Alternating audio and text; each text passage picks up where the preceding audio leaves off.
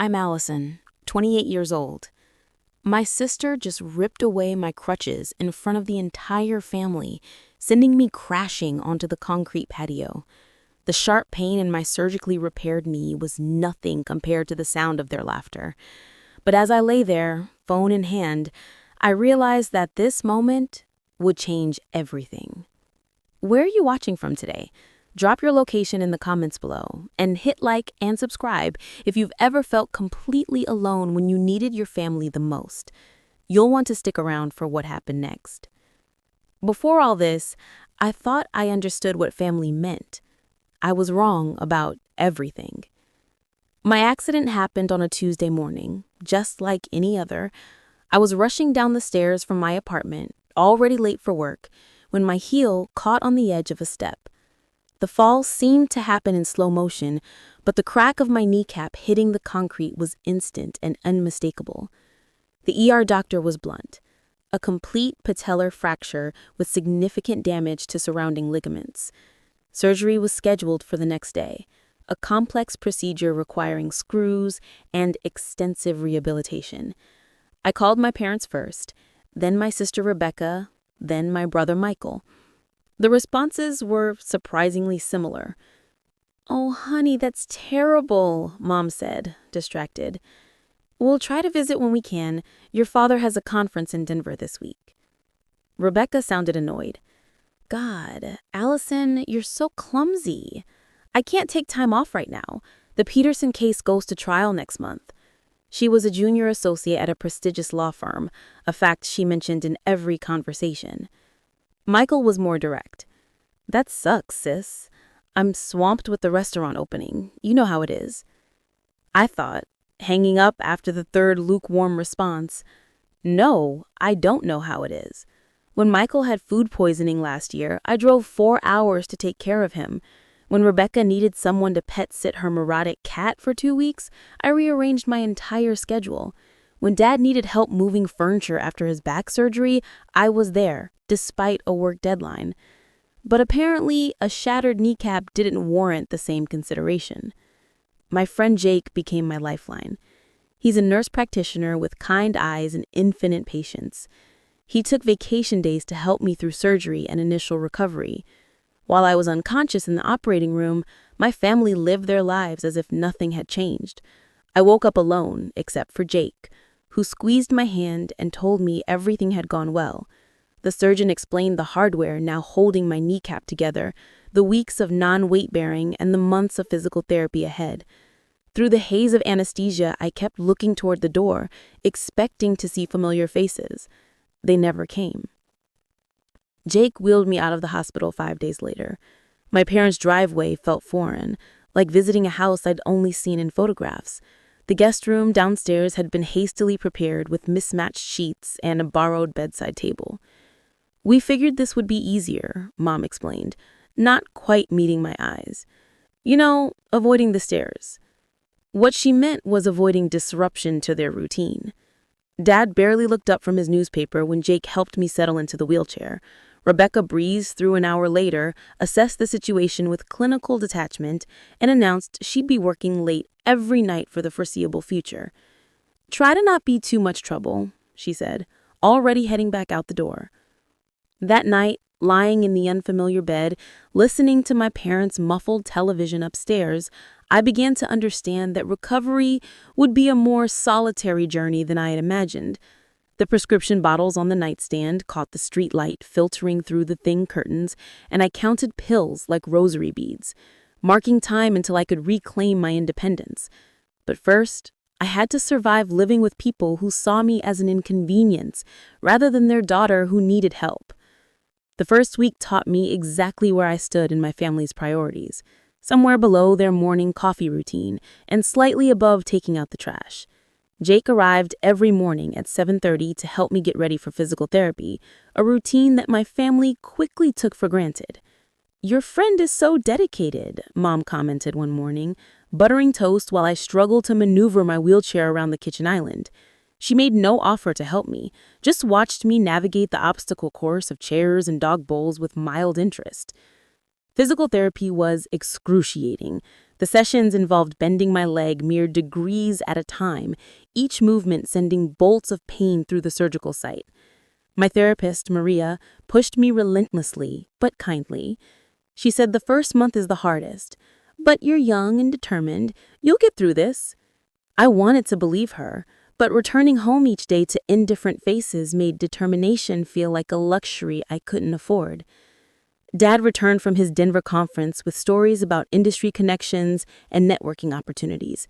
He spent dinner describing restaurant recommendations while I picked at my plate, exhausted from the morning's therapy session. "You're awfully quiet," he observed, as if my silence were a character flaw rather than a symptom of isolation. The nights were the worst. Pain medication left me groggy, but not truly restful. The guest room faced the street where late-night traffic created a soundtrack of other people going places I couldn't reach. I started spending hours on my laptop, working remotely and losing myself in projects that demanded focus but not physical mobility. Thankfully, my supervisor was understanding. She'd said, "Take all the time you need. We'll manage without you for now." The irony wasn't lost on me that my workplace showed more compassion than my childhood home. Rebecca's visits became increasingly brief and pointed. She'd appear between meetings, offer cursory inquiries about my progress, then launch into complaints about her caseload. "Some people don't realize how demanding real careers can be," she said one afternoon, scrolling through emails while I struggled to elevate my leg properly. The comment stung because it contained a grain of truth that hurt more than outright cruelty.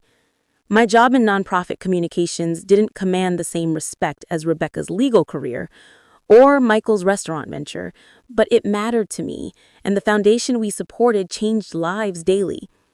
"At least you have time to rest now," she added, not looking up from her phone. "Must be nice not having any real responsibilities." That night, I called Jake from my makeshift bedroom. "I think I made a mistake coming here," I admitted, watching shadows move across the ceiling. "They don't want me here." "Where else would you go?" he asked gently. "You need help right now, and families are supposed to help." "Supposed to," I repeated. That's the operative phrase. But Jake was right about one thing. I had nowhere else to go. My apartment was a third-floor walk-up, and my savings were quickly depleting between medical bills and lost income. I was trapped in a house where my presence felt tolerated rather than welcomed. The breaking point came during my second week home. I'd hired a nursing aide to help with morning hygiene since maneuvering the shower chair required assistance I wasn't getting from family. The expense stretched my budget thin, but independence in basic tasks felt worth the cost. Rebecca cornered me after the aide left. "Really, Allison, paying someone to shower you? We're here, you know." "Are you?" I asked her, meeting her gaze directly. "Because I've been here 10 days, and the only help I've gotten is from Jake and the aide I'm paying myself." Her expression hardened. "We all have lives. You know we can't drop everything because you fell down some stairs." Fell down some stairs. As if my injury were a minor inconvenience rather than a life-altering event that would take months to overcome. As if the surgical reconstruction in hardware, now permanently part of my body, were an overreaction to mere clumsiness. That conversation made something I had been trying to deny painfully clear. My family hadn't forgotten to help me, they had chosen not to. By the third week, our household had settled into a routine that felt more like reluctant coexistence than family recovery. Jake's morning visits became the highlight of my day, partly because he treated me like a person instead of an inconvenience, and partly because his nursing expertise meant I could trust his assessment of my progress. "You're healing well," he said one morning, examining the surgical site with professional detachment. "The swelling is down significantly, and your range of motion is improving faster than expected." His optimism felt foreign in a house where my presence seemed to darken every room I entered. Dad had started eating breakfast in his study to avoid morning small talk. Mom had rearranged her schedule to be gone during my therapy return times. Rebecca's visits had dwindled to quick appearances between her real obligations. The one constant was her commentary. "Still using that thing?" she'd ask, gesturing toward my wheelchair as if it were a lifestyle choice rather than a medical necessity. Or my personal favorite, "Some people bounce back faster than others." I suppose each comment was carefully calibrated to sound concerned while delivering maximum impact. Rebecca had perfected the art of plausible deniability, wrapping cruelty and sisterly worry so expertly that calling her out felt like overreaction. But Jake noticed. "Does she always talk to you like that?" he asked after overhearing one of Rebecca's observations about people who milk injuries for attention. "She's stressed about work," I deflected, though the excuse felt hollow even to me. "Everyone's stressed about something," he replied quietly. "That doesn't justify being cruel to people we love." Love. The word hung between us like a question I wasn't ready to answer. Did my family love me? I'd assumed so for 28 years, but assumption and evidence were proving to be very different things. My parents had just returned from a trip to Napa Valley that I had gifted them for their anniversary. The irony was sharp enough to draw blood. I'd used my entire quarterly bonus to send them on a wine country retreat, complete with private tastings and a luxury resort stay.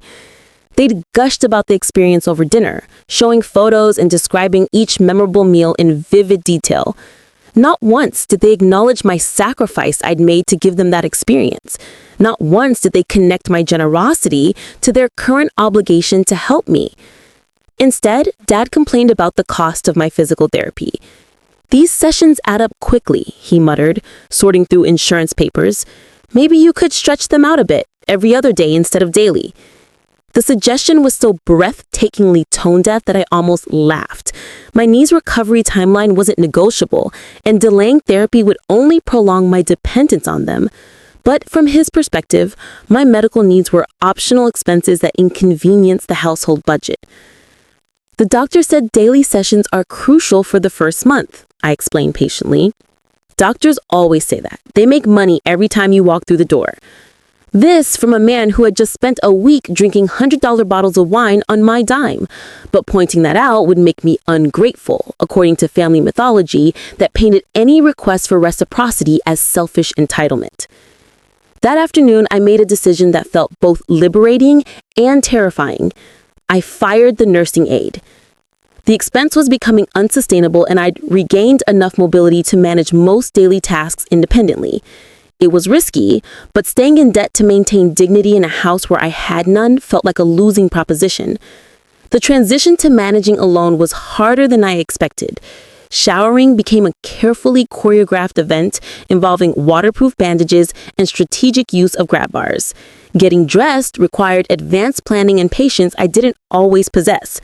But the independence was worth the struggle. Each small victory, each task completed without help or witness, rebuilt something Rebecca's comments had been steadily eroding. I was still their daughter, still deserving of basic consideration, regardless of their apparent belief otherwise. When Jake arrived the next morning to find me fully dressed and ready for therapy, his smile was radiant. "Look at you," he said with genuine pride. "You're getting stronger every day." I was. Despite their indifference, despite Rebecca's cruelty, despite feeling like an intruder in my childhood home, I was healing. And with each day of progress came clearer understanding of exactly who my family really was. The day I graduated from wheelchair to crutches should have been a celebration. Instead, it became Rebecca's inspiration for a whole new category of humiliation. The transition happened exactly 4 weeks after surgery, when Maria finally declared my healing sufficient for partial weight bearing. "Remember, these are tools, not decorations," she instructed, adjusting the crutches to my height. "Start slowly. Listen to your body and don't try to be a hero." The freedom was intoxicating. After a month of wheels and dependence, moving under my own power felt revolutionary. I could access kitchen cabinets, reach items from higher shelves, and most importantly, shower without the complicated logistics that had defined my recent existence. Jake was thrilled. "This changes everything," he said, watching me navigate the therapy center hallway with cautious optimism.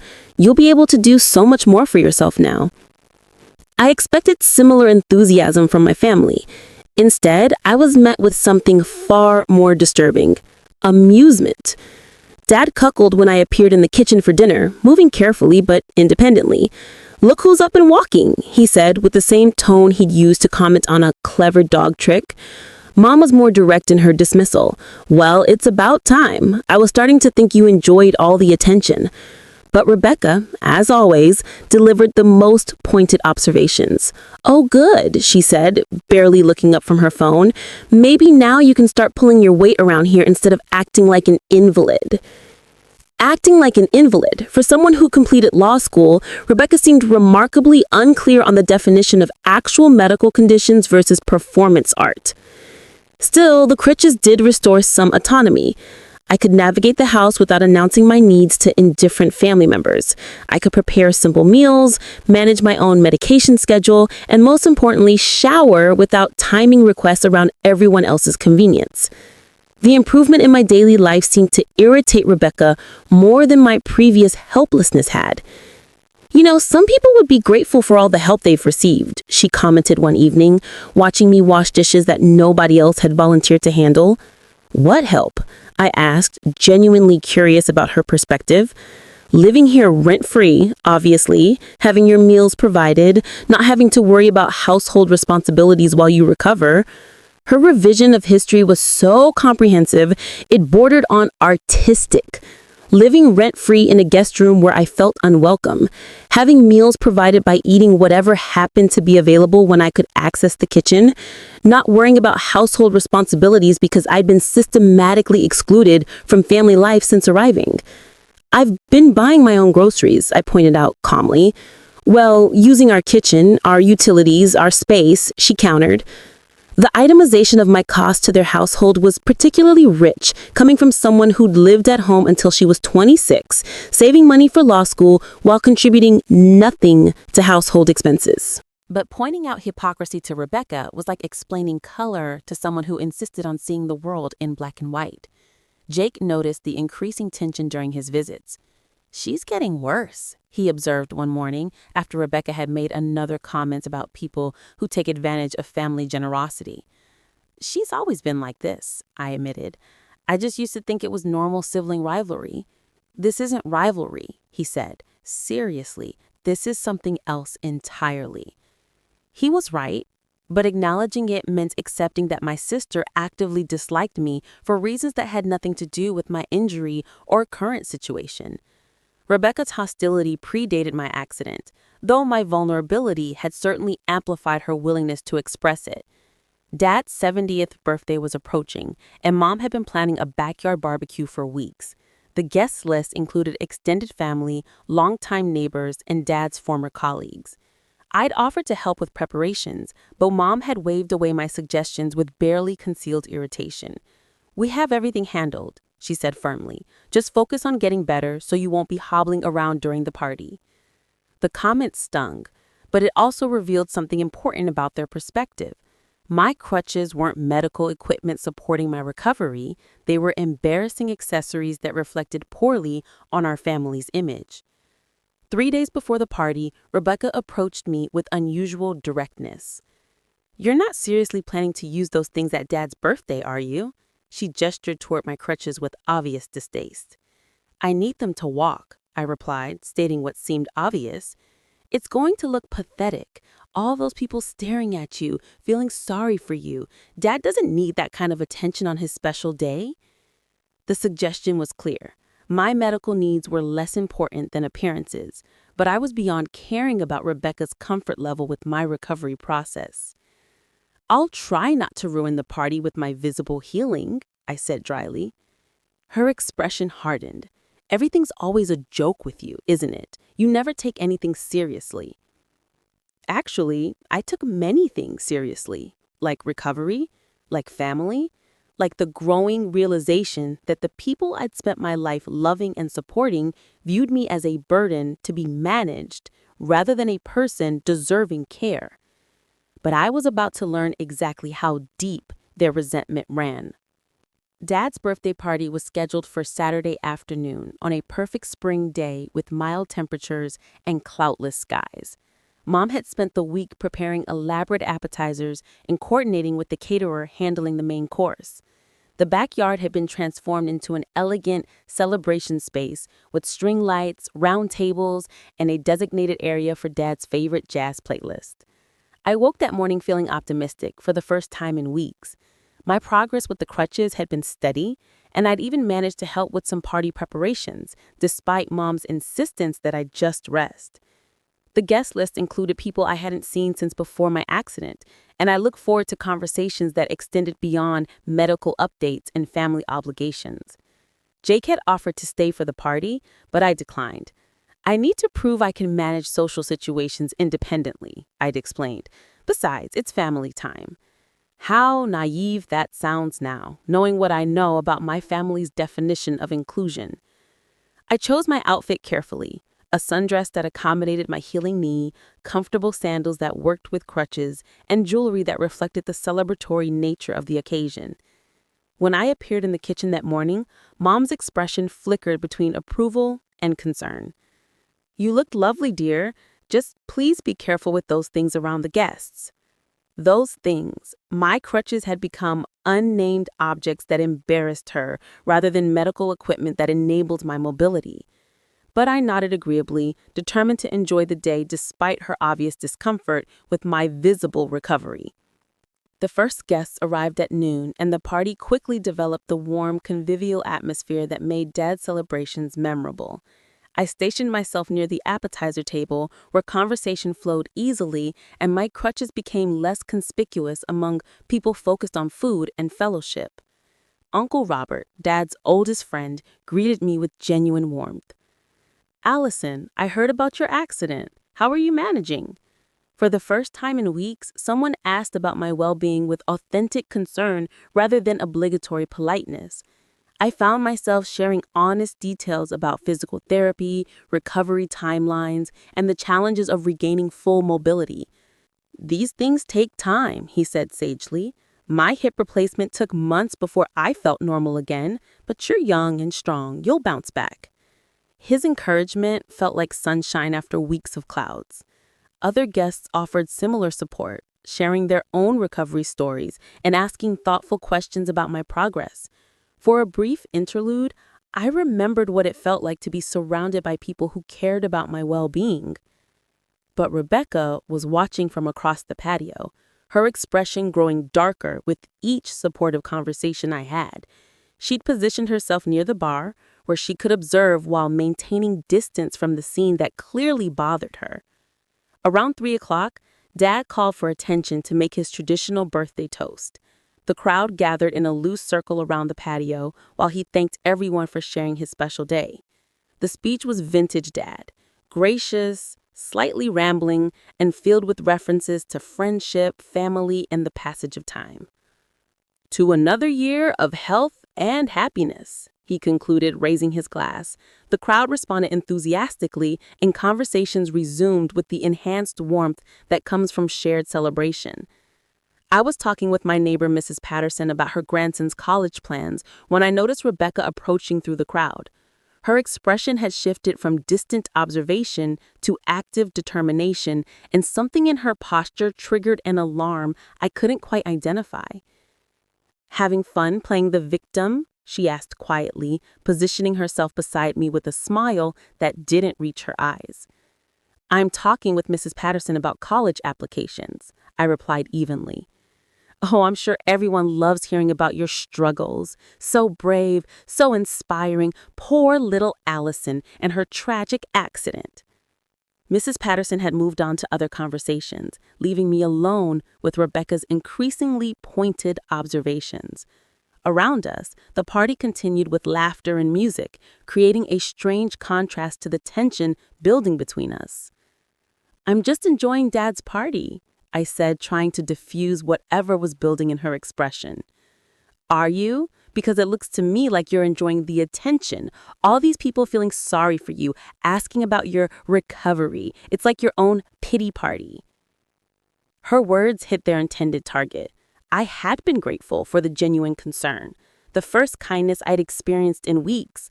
But Rebecca was reframing that support as manipulation, suggesting that my acceptance of sympathy was somehow calculated rather than human. "People are being nice," I said quietly. "When someone actually hurts," she corrected, "not when they're milking an injury for maximum sympathy." The conversation was attracting attention from nearby guests who couldn't hear the words but could sense the tension. I needed to end this before Rebecca's hostility became public entertainment. But something in her expression suggested she was just getting started. That's when she smiled, and I knew the worst was yet to come. The moment Rebecca smiled, that cold, calculating smile, I should have walked away. I should have extracted myself from whatever was building in her expression and found safety among the other guests. Instead, I stood frozen, balancing on my crutches while she prepared to deliver whatever cruel finale she'd been planning.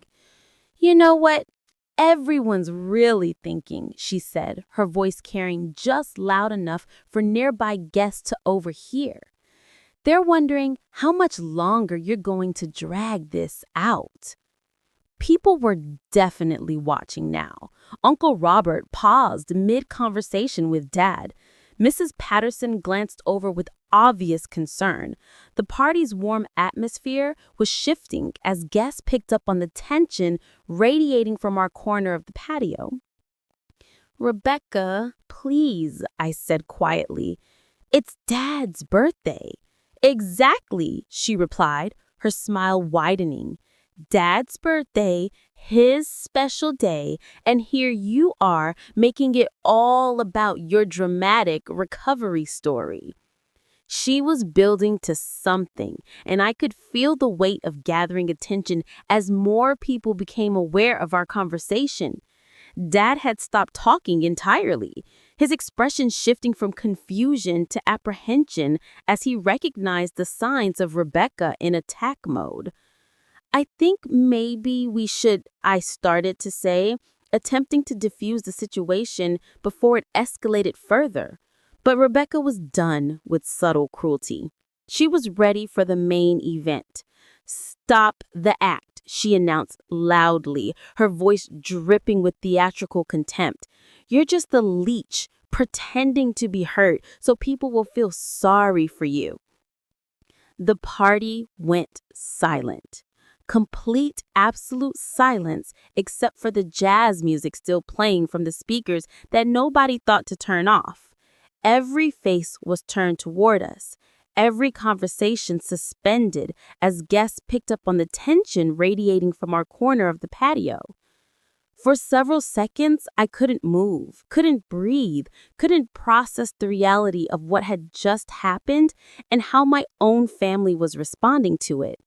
Then, training kicked in.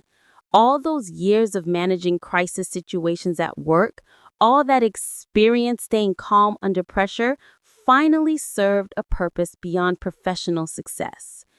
I pulled out my phone and dialed 911.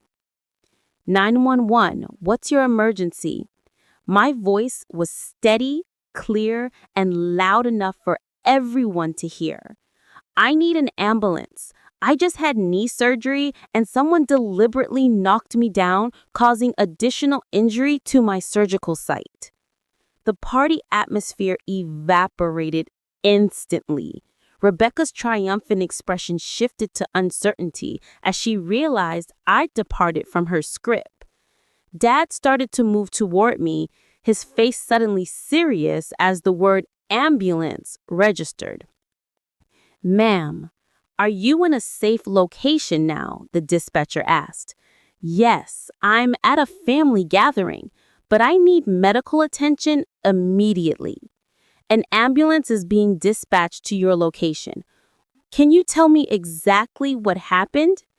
And surrounded by my family and their friends, with Rebecca still standing over me, holding my crutches like trophies, I told the truth. My sister intentionally took away my mobility aids and pushed me down. I'm in significant pain and can't stand up. The silence was profound now. No one was laughing anymore. No one was moving to help, but no one was treating this as entertainment either. Because I had transformed their private family drama into a matter of public record. And as we all waited for the ambulance to arrive, I realized that sometimes the best revenge is simply refusing to suffer in silence. Rebecca's face had gone pale. The party was over, and my real recovery was about to begin. The ambulance arrived in 8 minutes, though it felt like hours. I remained on the concrete patio, phone in hand, while my family stood frozen in a tableau of guilt and confusion. Rebecca had finally dropped my crutches, but nobody moved to retrieve them or help me reach them. "Ma'am, I'm Paramedic Johnson," the first responder said, kneeling beside me with professional calm. "Can you tell me what happened here?" For the third time in 10 minutes, I explained how my sister had deliberately removed my mobility aids and caused my fall. Johnson's expression remained neutral, but his partner Rodriguez was taking detailed notes and photographing the scene. "Any witnesses?" Rodriguez asked, gesturing toward the silent crowd of party guests.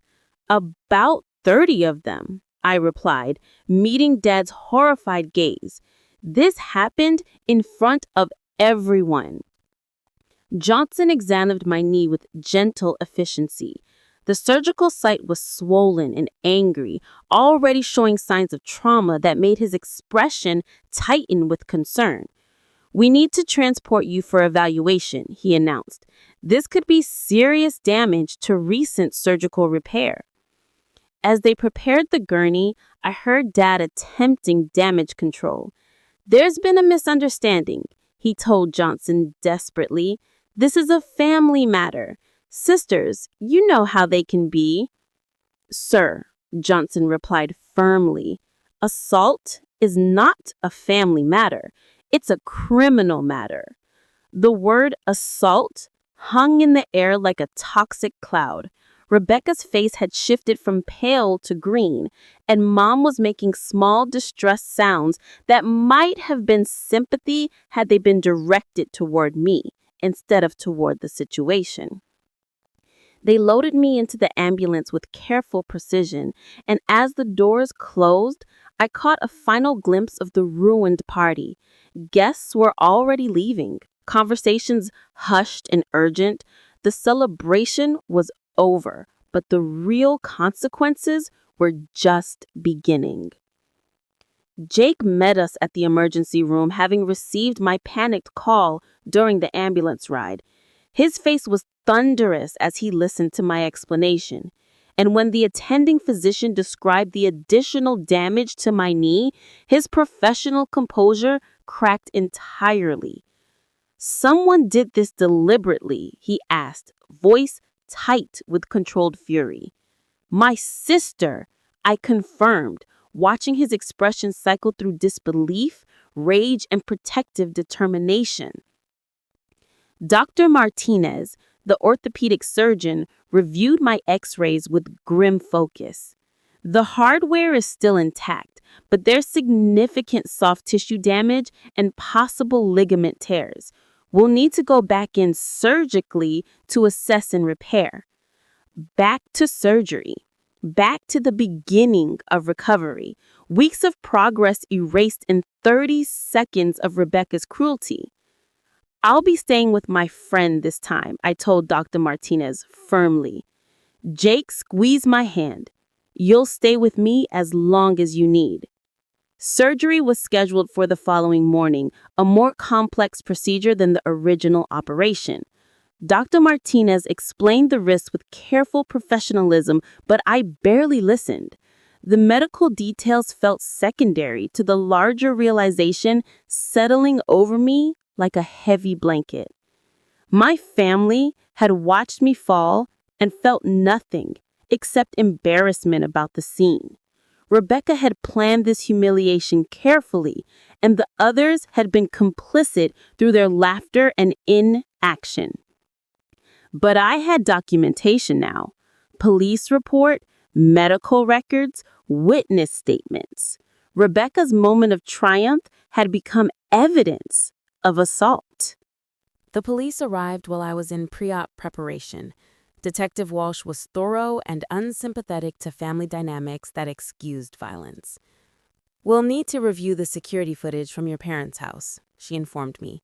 "Most homes have camera systems these days." Security footage. I hadn't even considered that possibility. But Dad had installed cameras the previous year after a neighborhood break-in. The backyard patio was definitely within range of his system. The perpetrator is your sister? Detective Walsh confirmed, reviewing her notes. Rebecca Davis. She's an attorney, if that matters. Walsh's expression suggested it mattered quite a bit, though not in the way Rebecca would prefer. We'll be in touch after we review the evidence. Jake held my hand as they wheeled me into surgery. He'll be right here when you wake up, he promised, and we're going to make sure this never happens again. As anesthesia pulled me under, my last thought was crystal clear. Rebecca had finally revealed who she really was, and I would never again pretend otherwise. What do you think will happen next when Allison wakes up from surgery? Drop your predictions in the comments below, and make sure to hit that like button if you're rooting for justice in this story. Waking up from the second surgery felt different from the first. This time, I wasn't alone and confused in a sterile hospital room. Jake was there, reading a medical journal in the bedside chair. And when my eyes opened, his smile was the first thing I saw. "There she is," he said softly, setting aside his reading. "How are you feeling?" Honestly, like I'd been hit by a truck driven by my own sister. But somehow, despite the pain, the setback, and the months of additional recovery ahead, I felt lighter than I had in years.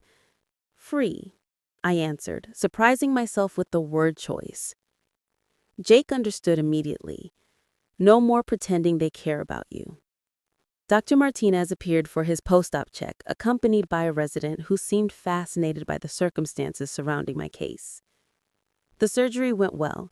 We repaired 2 torn ligaments and addressed the additional tissue damage. You're looking at 12 to 16 weeks of recovery this time, 4 months of physical therapy, limited mobility, and careful healing. But this time, I'd be recovering in a house where my presence was welcomed rather than tolerated. "I've already converted my spare room," Jake said when Dr. Martinez left. "Everything is on the first floor, and I've arranged to work from home for the first 2 weeks." His matter-of-fact kindness was overwhelming after weeks of my family's indifference. "Jake, you don't have to." "Yes, I do," he interrupted gently. "That's what people do for someone they care about." Someone they care about. Such a simple concept, but one my family had never quite grasped where I was concerned. Detective Walsh visited that afternoon with updates that made my heart race. "We've reviewed the security footage," she announced without preamble. "The assault is clearly documented. Your sister deliberately removed your mobility aids and caused your fall." Relief flooded through me so powerfully I felt dizzy. Vindication, proof, an end to gaslighting and family mythology that painted me as dramatic or oversensitive. "What happens next?" I asked. "We're filing charges for assault and battery. Given the premeditated nature and the setting, the DA is interested in pursuing this case."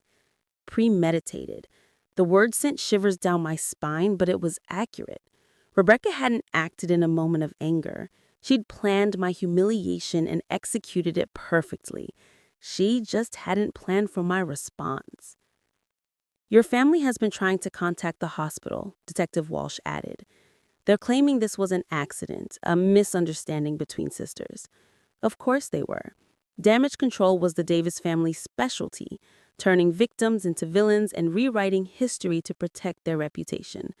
"It wasn't an accident," I said firmly. "The video makes that clear," Walsh agreed. "No jury would interpret deliberate removal of mobility aids as accidental." After she left, I lay in the hospital bed processing the magnitude of what was happening. Criminal charges, court proceedings, my family's private cruelties becoming public record. Jake returned with coffee and the evening news, but I was too wired to focus on external events. "My parents will never speak to me again," I said, testing how that possibility felt. "Would that be a loss?" he asked quietly. The question hung between us like a challenge. Would it be a loss? These people who'd watched me suffer without offering help, who'd laughed at my pain, who'd spent years taking my support with giving nothing in return? No, I realized aloud. No, it wouldn't. Jake's smile was proud and sad simultaneously. "You're going to be okay, Allison. Better than okay." My phone buzzed with a text from Mom. "Please call us. We need to discuss this situation before it goes too far." Before it goes too far. As if filing charges against someone who'd assaulted me was an overreaction rather than a natural consequence. I deleted the message without responding. The next morning brought discharge papers and a wheelchair that felt different from the previous one. This time, it represented temporary necessity rather than helpless dependence. This time, I knew exactly where I was going and who would be there to help me heal. As Jake wheeled me out of the hospital, I caught sight of Rebecca's car in the parking lot. She was sitting behind the wheel, phone pressed to her ear, expression animated with whatever story she was selling to whoever would listen. Let her talk, let her spin. Let her craft whatever narrative made her feel better about what she'd done. The security footage told the only story that mattered. And for the first time in my life, the truth was on my side.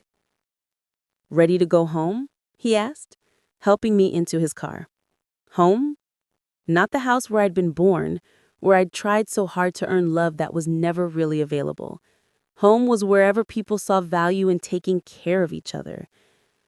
"Ready," I answered, and meant it completely. Jake's house was everything my parents had never been. Welcoming, peaceful, and organized around the needs of the person recovering rather than the convenience of everyone else. He'd transformed his guest room into a recovery suite, complete with a hospital bed, bedside tables stocked with supplies, and a small refrigerator for medications that needed cold storage. "You thought of everything," I marveled, settling into the space that felt more like home after 10 minutes than my childhood bedroom ever had. "I had help," he admitted, gesturing toward a basket of books and magazines on the dresser. "Maria from physical therapy stopped by with reading material. She said, 'Recovery goes faster when you have things to occupy your mind besides pain.'" Maria, my physical therapist, had taken time from her schedule to help prepare for my recovery. The contrast with my family's response was stark enough to make me emotional. But these were good tears, grateful tears. The first week passed in a blur of medication schedules, gentle exercises, and conversations that reminded me what normal relationships looked like. Jake checked on me regularly, without hovering, brought meals without commentary on my appetite, and treated my recovery like a temporary challenge rather than a personal burden. Detective Walsh called with updates that made the legal proceedings feel increasingly real. "The arraignment is scheduled for next week. Your sister's attorney has been making noise about plea negotiations, but the DA wants to proceed to trial." Trial. The word carried weight I wasn't sure I was prepared to handle. But the alternative was letting Rebecca escape consequences for actions that had derailed my life twice now. "What would a plea deal look like?" I asked. "Probably community service and anger management classes, no admission of guilt, minimal consequences." Minimal consequences for maximum damage. It sounded exactly like the kind of outcome Rebecca had always managed to arrange for herself. I want to proceed to trial, I decided. My family's response to the criminal charges was predictably focused on their own embarrassment rather than my well-being. Mom called repeatedly, leaving increasingly desperate voicemails that Jake screamed before playing for me. "Allison, honey, please call me back. We need to work this out as a family before lawyers get involved." Too late for that, I thought. Lawyers were already involved. Cameras had captured everything, and working things out as a family had been revealed as code for enabling Rebecca while gaslighting Allison. Dad's approach was more direct. He showed up at Jake's house unannounced, demanding to speak with me about this ridiculous situation that's gotten completely out of hand. Jake answered the door with professional courtesy and personal steel. "Allison is recovering from surgery your daughter necessitated," he informed Dad calmly. "She's not receiving visitors right now." "This is family business," Dad blustered. "You have no right to interfere," Jake replied firmly. I have every right to protect someone who was assaulted in my care. Good day, Mr. Davis. Through the window, I watched Dad return to his car with slumped shoulders and defeated posture. For a moment, I felt almost sorry for him. He was dealing with the consequences of enabling Rebecca's behavior for 30 years, and the bill was finally coming due. But sympathy for his predicament didn't excuse his role in creating it. Rebecca's attorney contacted me directly, which Detective Walsh said was highly inappropriate, but not illegal. Lauren Fitzgerald was everything I'd expected from someone Rebecca would hire. Polished, intimidating, and completely uninterested in the actual facts of the case. This is a family dispute that got blown out of proportion, she explained with practiced sincerity. Rebecca was trying to help you overcome dependence on mobility aids. It was misinterpreted. The gaslighting was so comprehensive, it was almost artistic. Rebecca had been helping me by removing my crutches and watching me fall. The assault had been misinterpreted rather than documented on video. Miss Fitzgerald, I have footage of your client deliberately removing my mobility aids and laughing while I was injured. That's misinterpretation. That's evidence. Her confidence flickered slightly. There are always multiple ways to interpret any situation. Not this one. Not anymore. Physical therapy resumed with Maria, who'd followed my case through professional networks and was outraged on my behalf. I've seen a lot of recovery setbacks, but deliberate sabotage by family members, that's a new one. The second surgery had been more invasive, requiring a longer healing timeline and more complex exercises. But my mental state was so much healthier that the physical challenges felt manageable. I was no longer fighting my body's needs while navigating family hostility. You're progressing faster than expected, Maria observed after 3 weeks. Whatever changed in your living situation is working. What changed was everything. I was surrounded by people who wanted me to heal rather than people who resented my need for healing. Jake had become my anchor through it all, managing the practical aspects of recovery while providing emotional support I'd never experienced from my actual family. Our friendship was deepening into something neither of us had named yet, but the potential was obvious to everyone except us. You know he's in love with you, right? Maria mentioned casually during one session. We're just friends, I protested, though my face heated at her observation. Honey, she laughed, friends don't rearrange their entire life to care for someone. That man has been yours since day one. You just needed to be free enough to see it. Free enough. That phrase stayed with me as I continued healing both physically and emotionally. For the first time in my life, I was free to be vulnerable without fear of exploitation, to need help without shame, to trust that the people around me genuinely wanted my well-being. The trial date was set for 2 months away, long enough for my physical recovery to progress significantly, but soon enough that the assault remained fresh in everyone's memory. Rebecca, according to Detective Walsh, was not handling the reality of consequences well, but that was no longer my problem to solve. I was free now, and I intended to stay that way. The breakthrough came on a Thursday morning when Detective Walsh called with news that changed everything. We found additional footage, she announced without preamble. Your father's security system has multiple angles, including one that captured your sister's face clearly during the assault. I sat down my coffee carefully. Jake's attention immediately focused on my side of the conversation. What does that mean? It means we have crystal clear documentation of premeditation. The footage shows your sister watching you, calculating her approach, and then executing the assault with obvious intent. No jury could interpret this as accidental. The weight of vindication was overwhelming. For weeks, I'd worried that family loyalty might trump evidence, that somehow Rebecca's version of events would carry more weight than reality. But video evidence was impossible to argue with or reinterpret. There's more, Detective Walsh continued. The footage also shows the crowd's reaction.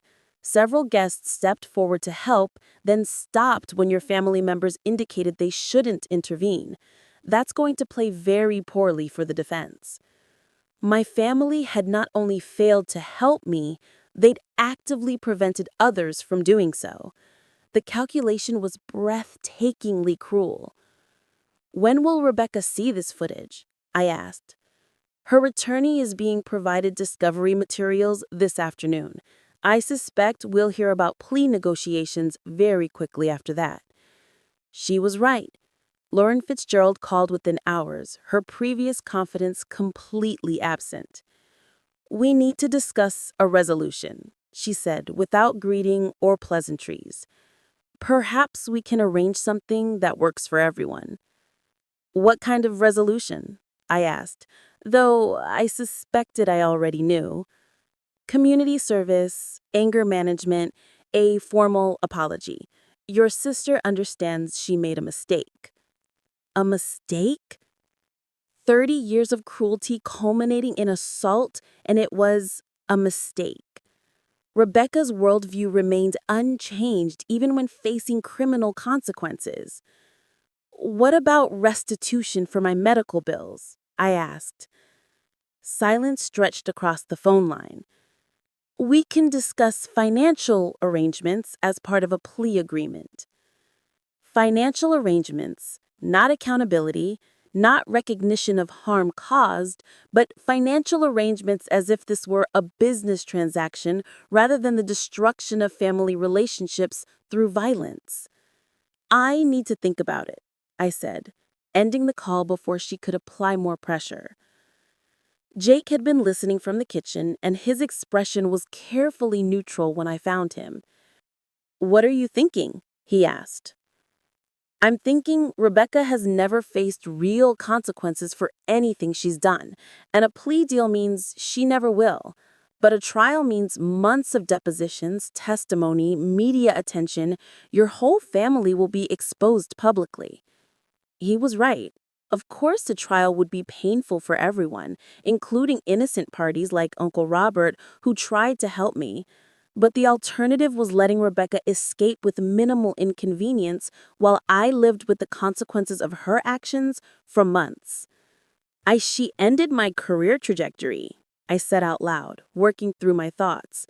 This second surgery means I'll be out of work for 4 months total. I'll lose my health insurance, probably my apartment, definitely my savings. Jake's expression grew troubled. You'll stay here as long as you need to. Money isn't an issue. His generosity was touching, but it wasn't the point. It's about the fact that Rebecca destroyed my stability and independence because she felt like it. And now she wants to apologize her way out of consequences. That evening, Mom made another attempt at family reconciliation by appearing on Jake's doorstep with a casserole in tears. Jake let her in reluctantly, staying close enough to intervene if necessary. Sweetheart, she began, settling into the living room chair like she'd been invited. This has gone too far. We need to handle this as a family. We tried handling it as a family, I replied from my position on the couch. You watched Rebecca assault me and laughed. That's not what happened, she protested weakly. It was a misunderstanding that got out of hand. Mom, there's video footage. Clear, unambiguous documentation of exactly what happened. Her composure cracked slightly. The lawyers say the footage can be interpreted different ways. Then the lawyers are lying to you, probably because Rebecca is paying them to. She tried a different approach. Think about what this is doing to our family. Your father is having chest pains from stress. Michael's restaurant is suffering because people are talking. This needs to end. The audacity was stunning. My family's reputation was suffering because Rebecca committed assault, and somehow this was my fault for refusing to cover it up. Where was this concern for family when Rebecca was humiliating me in front of 30 people? I asked. She was frustrated.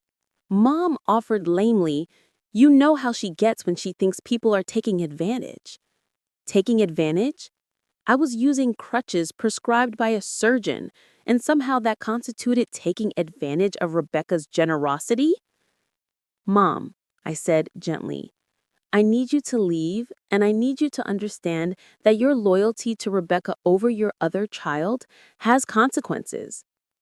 She left with the casserole untouched and tears that seemed genuine, but came 30 years too late. Jake sat beside me after she'd gone. "Are you okay?" he asked. "I'm perfect," I answered, surprising myself with how true it felt. For the first time in my life, I'm free to make decisions based on what's right instead of what keeps the family happy. 2 days later, I called Detective Walsh with my decision. No plea deal. Full trial. Let Rebecca face a jury and explain why assault was justified because I was inconveniencing her with my medical needs. It was time for the truth to be told. Completely. Regardless of who found it uncomfortable. The trial began on a crisp October morning that felt symbolic somehow. New season, new chapter, new reality where my family's private cruelties would be examined under public scrutiny. I'd been dreading and anticipating this day for months, and as Jake helped me navigate the courthouse steps with my canes, I felt surprisingly calm. Rebecca sat at the defense table in a navy blue suit that probably cost more than my monthly rent. Her expression carefully composed into what I recognized as her professional competence mask. She didn't look at me when I entered the courtroom, but her attorney, Lauren Fitzgerald, did, her gaze calculating and cold. Assistant District Attorney Michael Chen had prepared me thoroughly for what to expect. Jury selection went well, he'd explained the previous week. We have several people with family members who've needed mobility assistance. They understand what deliberate sabotage means in that context. The prosecution's opening statement was clinical and devastating. Chen laid out the timeline methodically. My initial injury, the months of recovery, my progress from wheelchair to crutches, and then the moment when Rebecca decided to destroy that progress in the most public and humiliating way possible. The defendant didn't act in anger. She acted with calculation. The security footage shows her watching the victim, timing her approach, and executing an assault that she knew would cause maximum physical and emotional damage. Fitzgerald's opening was exactly what I'd expected. Family dispute blown out of proportion, misunderstood sisterly concern, tragic accident mischaracterized as criminal intent. She painted Rebecca as the caring sister trying to help me overcome psychological dependence on mobility aids. The phrase made my stomach turn. Psychological dependence on medically prescribed crutches, as if my healing femur was a matter of mental weakness rather than surgical hardware. The prosecution's case was methodical and devastating. Dr. Martinez testified about the extensive damage from my second surgery, explaining how deliberate removal of weight-bearing support could cause exactly the injuries I'd sustained. Maria described the physical therapy progress that had been erased, requiring months of additional recovery. But it was the security footage that sealed Rebecca's fate. Chen played it 3 times for the jury. Wide angle showing the party atmosphere, medium shot capturing Rebecca's approach and calculation, and close up clearly documenting her grabbing my crutches and my subsequent fall. The sound was devastating too, the crack of my knees hitting concrete, my gasp of pain, and most damaging of all, the laughter from my family members. I watched Rebecca's face as the footage played. Her carefully maintained composure cracked slightly each time, especially when the jury could clearly see her satisfaction at my pain. The defense's case fell apart quickly. Fitzgerald tried to argue that Rebecca had been trying to encourage my independence, but the video evidence made that interpretation impossible. Character witnesses for Rebecca painted her as a dedicated, professional, and loving sister, but their testimony felt hollow against visual proof of assault. Uncle Robert testified for the prosecution. His reluctance was obvious, but his integrity was intact. I started to help her, he said quietly, describing the moments after my fall, but her father gestured for me to stop. The family seemed to want her to remain on the ground. Those words hung in the courtroom like an indictment of everything the Davis family represented. Jake's testimony was powerful in its simplicity. He described me finding me after the first surgery, alone and unsupported. He explained the daily care routine that my family had been unwilling to provide. His love for me was obvious to everyone in the room, including the jury, who watched him with growing sympathy. In your medical opinion, Chen asked during direct examination, was the plaintiff dependent on her mobility aids for psychological reasons?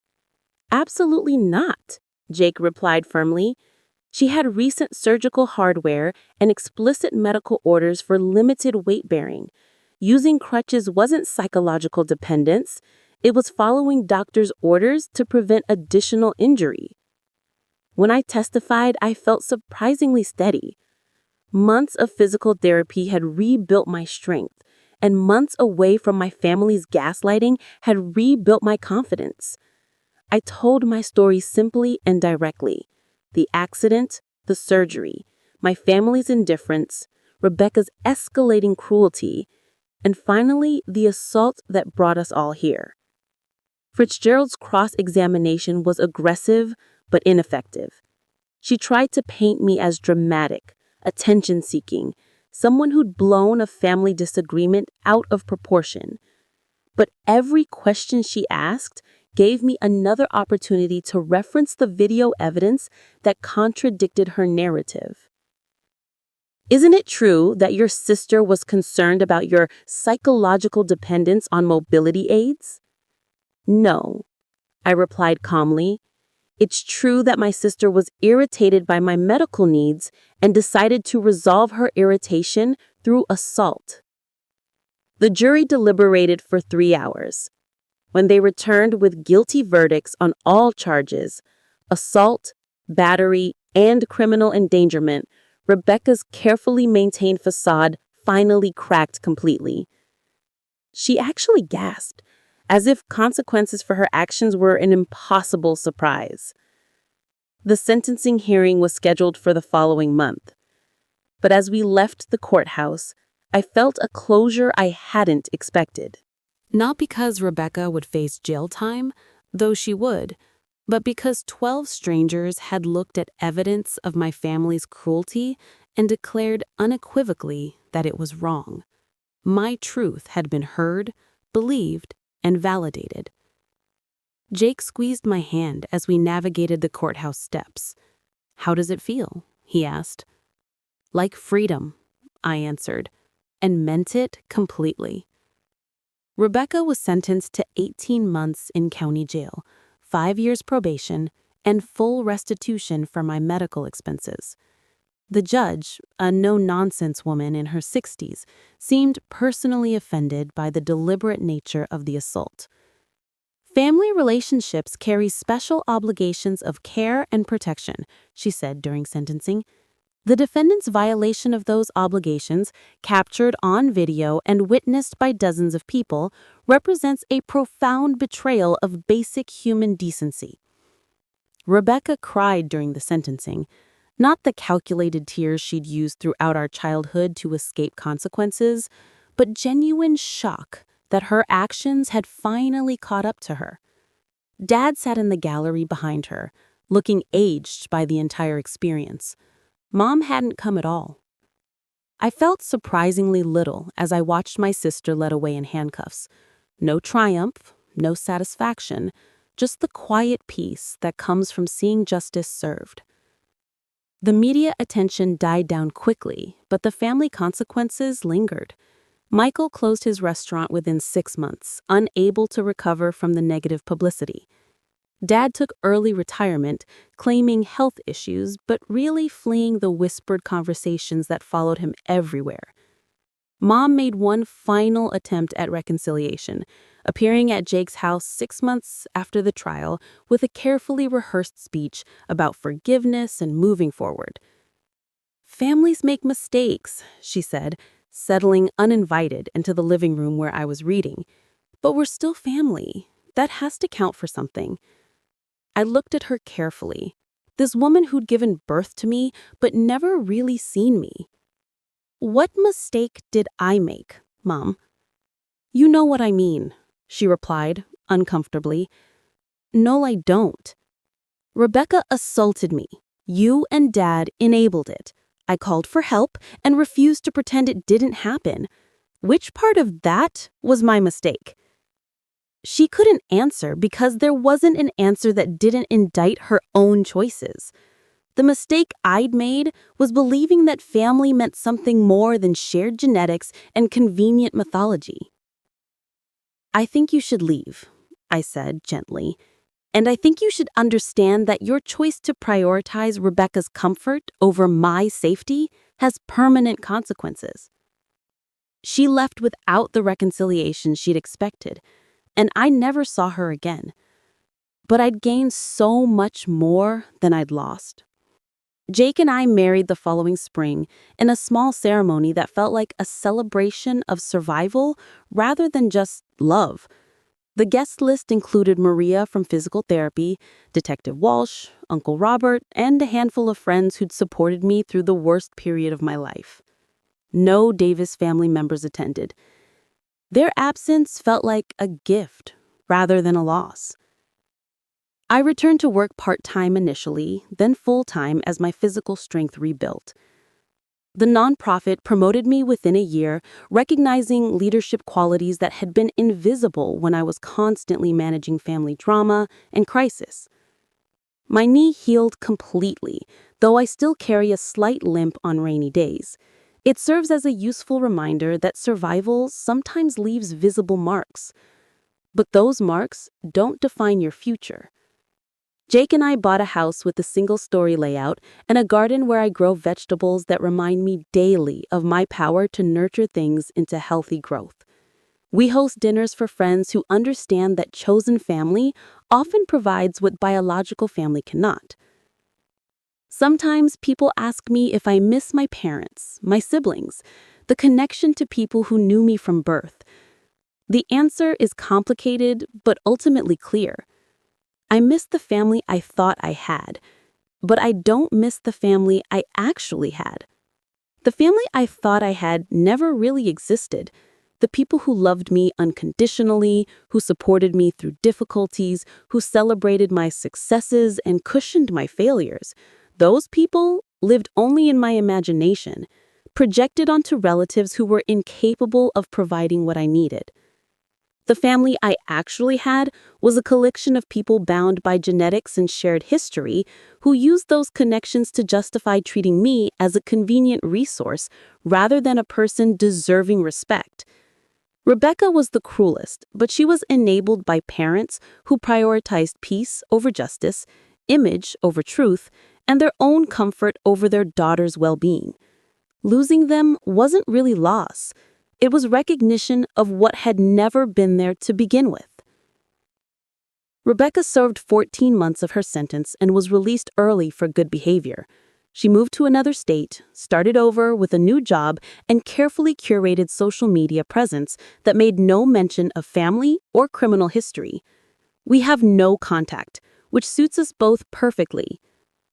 6 months ago, I testified before the state legislature about family violence and the importance of prosecuting domestic assault, regardless of relationship dynamics. The bill I supported passed unanimously, extending protection to adult family members in situations similar to mine.